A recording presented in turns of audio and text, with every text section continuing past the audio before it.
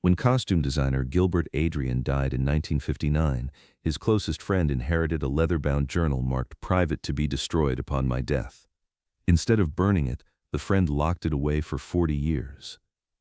In 1999, as she approached her own death, she donated it to a film preservation archive with one condition: it couldn't be opened until everyone mentioned in its pages was deceased. That seal was finally broken in 2015. What researchers found on page 127 made them contact toxicology experts, medical historians, and eventually the LAPD Cold Case Division. Adrian had written, in his distinctive cramped handwriting, June 1933, "Fitted Jean for the white satin gown for dinner at 8. She complained the fabric made her skin burn. I thought nothing of it. Actresses always complain." 3 weeks later, she had lesions on her arms and chest where the dress had touched her skin. The studio doctor treated her privately. By August, the lesions were gone, but Jean told me she felt poisoned from the inside out. I dismissed it as dramatics. 4 years later, she was dead from kidney failure. Last month, I learned that white satin dress was treated with a mercury-based chemical to achieve its luminous finish. I've been designing costumes for 15 years. I know every chemical, every treatment, every compound. That particular mercury solution was banned in Paris in 1928 after 3 actresses died from prolonged exposure. But MGM's fabric supplier still used it because it photographed beautifully under hot studio lights. I killed Jean Harlow, not with a gun but with fashion. Hollywood in the 1930s was a chemical laboratory disguised as a dream factory. The platinum blonde hair that made Jean Harlow famous, achieved through bleaching compounds so caustic they caused permanent scarring. The luminous white gowns she wore in film after film, treated with mercury, arsenic, and other heavy metals that made fabric shine on camera while slowly poisoning anyone who wore it. Gilbert Adrian, known simply as Adrian in Hollywood, was MGM's chief costume designer and the architect of Jean Harlow's iconic look. He created the bias-cut satin gowns that clung to her body like liquid, the elegant white costumes that made her glow against dark backgrounds, the entire visual vocabulary of the platinum goddess. But those gowns were toxic in ways Adrian didn't fully understand until it was too late. The chemicals used to treat the fabrics to make them drape properly, to prevent wrinkling, to achieve that perfect luminescent quality on film, were absorbed through the skin during the long hours Jean spent wearing them under hot studio lights. Mercury, lead, arsenic compounds, formaldehyde solutions. These weren't accidental contaminants. They were intentionally applied treatments that the fashion and film industries considered essential for achieving the desired aesthetic effects. And nobody was tracking what happened when human beings wore these treated fabrics for 12, 14, 16 hours a day, 6 days a week, month after month. The dress Adrian mentioned in his journal, the white satin gown from Dinner at 8, was one of cinema's most iconic costumes. Jean wore it in the film's most famous scene, where she reclines on a bed and delivers the immortal line, "I was reading a book the other day." The dress was cut on the bias, meaning it was designed to hug every curve, to move with her body, to make her look simultaneously elegant and accessible. To achieve the perfect drape and sheen, the white satin had been treated with a mercury-based compound called mercuric chloride.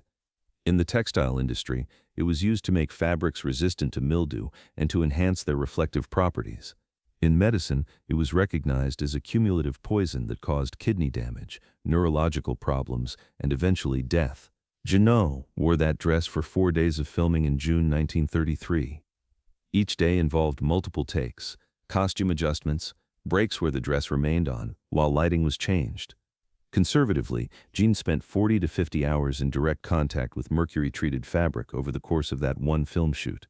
3 weeks later, according to Adrian's journal, Jean showed him lesions on her arms and torso, exactly where the dress had made sustained contact with her skin.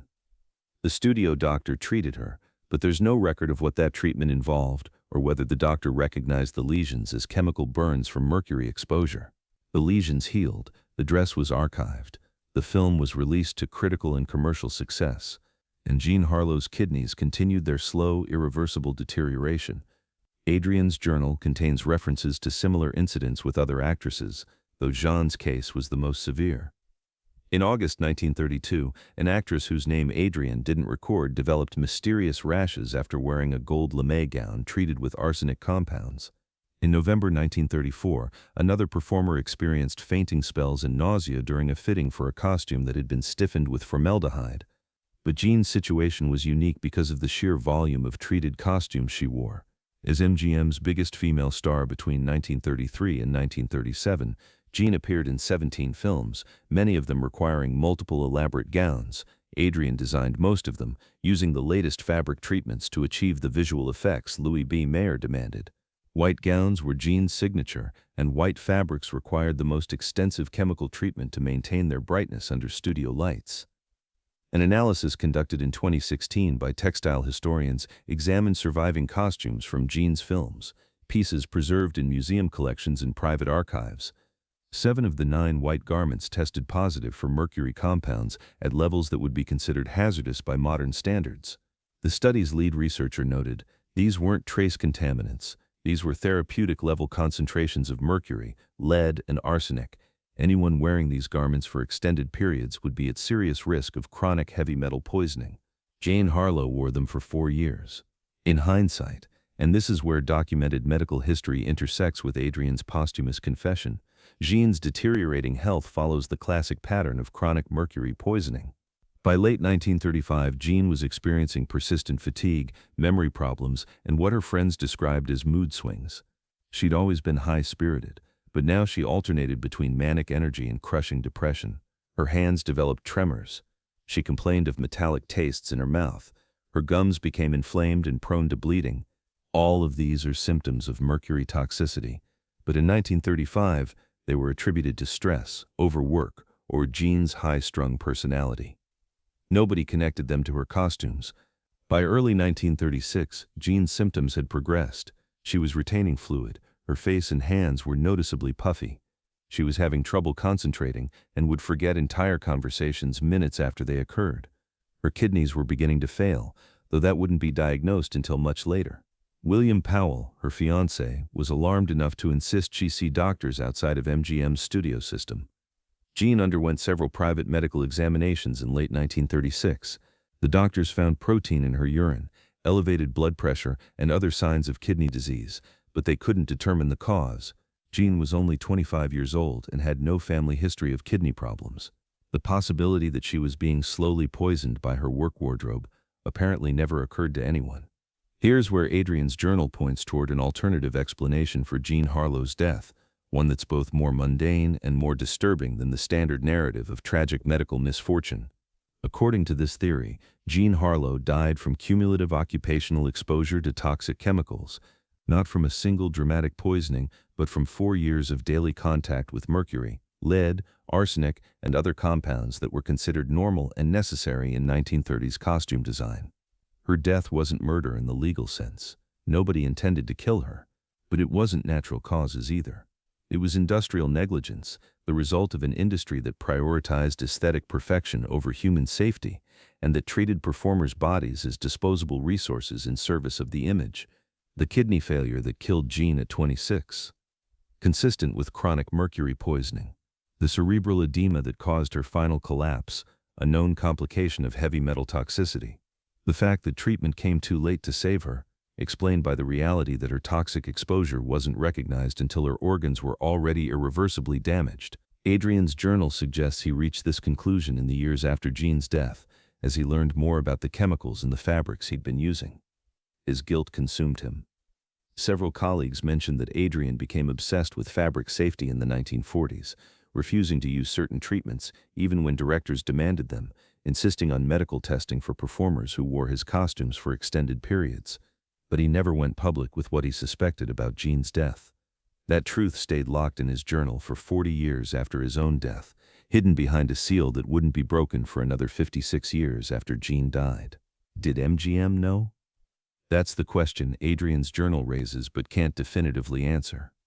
Were studio executives aware that the chemical treatments on costumes posed health risks to performers? Were studio doctors instructed to treat symptoms without investigating causes?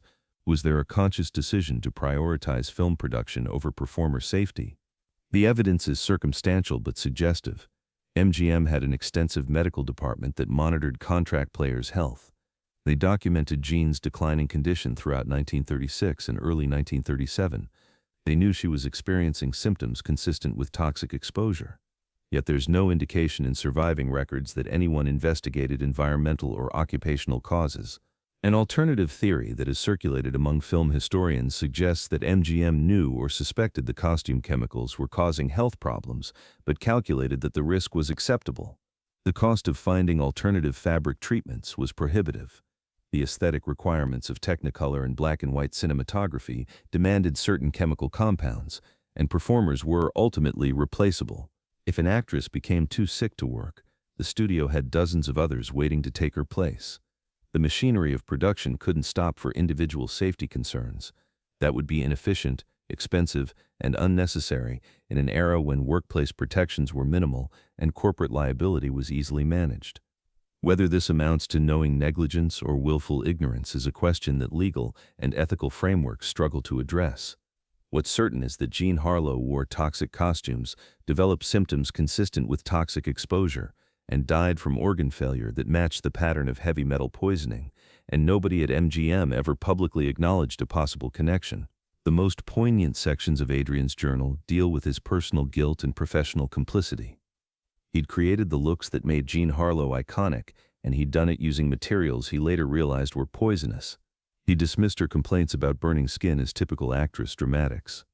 He'd prioritized aesthetic perfection over human welfare because that's what his job required. In an entry from 1952, Adrian wrote, "I see John in my dreams sometimes. She's wearing that white dress from dinner at 8, and she's asking me why I made it so beautiful when I knew it would kill her. But I didn't know, that's what I tell her in the dream. I didn't know." She always responds the same way. "You didn't want to know. That's not the same thing." Adrian's guilt was compounded by the fact that he continued to be celebrated as Hollywood's greatest costume designer, while Jean remained frozen in public memory as the tragic sex symbol who died too young. He received Oscars, had retrospectives, was honored by the fashion industry. His dresses were displayed in museums as works of art.